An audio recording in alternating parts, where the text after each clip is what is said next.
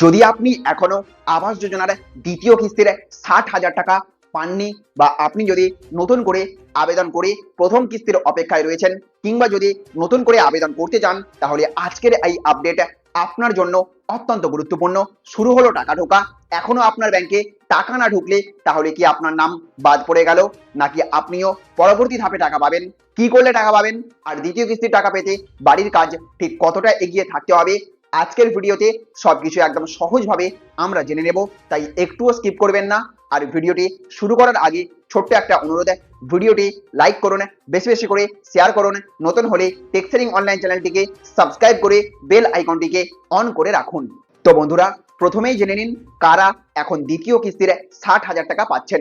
যে সমস্ত উপভোক্তা প্রথম কিস্তির টাকা পাওয়ার পর বাড়ি তৈরির কাজ লিন্টেল স্তর পর্যন্ত সম্পূর্ণ করেছেন, তাদেরই কিন্তু এই পর্যায়ে দ্বিতীয় কিস্তির টাকা দেওয়া হচ্ছে।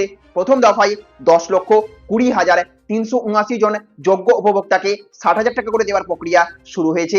অর্থাৎ সবার অ্যাকাউন্টে একসঙ্গে টাকা ঢুকবে না, ধাপে ধাপে টাকা পাঠানো হচ্ছে। তাহলে আপনার অ্যাকাউন্টে এখনো টাকা না ঢুকলে তাহলে কি করবেন?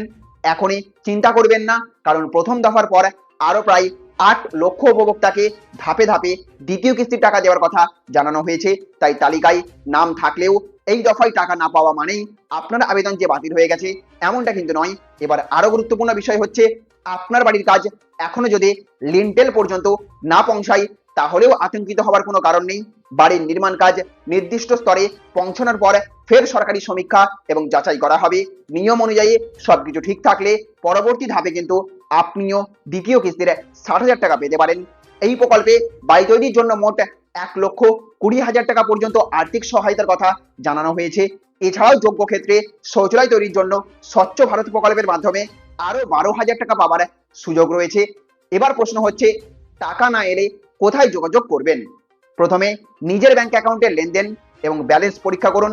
এরপর আপনার এলাকার গ্রাম পঞ্চায়েত, ব্লক অফিস অথবা সংশ্লিষ্ট সরকারি দপ্তরে যোগাযোগ করে পশ্চিমবঙ্গ আবাস যোজনায় আপনার নাম, বাড়ির কাজের স্ট্যাটাস এবং দ্বিতীয় কিস্তির তথ্য যাচাই করবেন।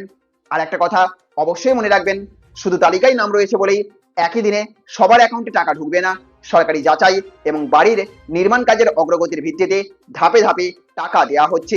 তাই আপনার অ্যাকাউন্টে এখনো 60,000 টাকা না এলে অপেক্ষা করবেন, নিয়মিত ব্যাংক অ্যাকাউন্ট চেক করবেন এবং প্রয়োজনে পঞ্চায়েত বা ব্লক অফিসে যোগাযোগ করবেন।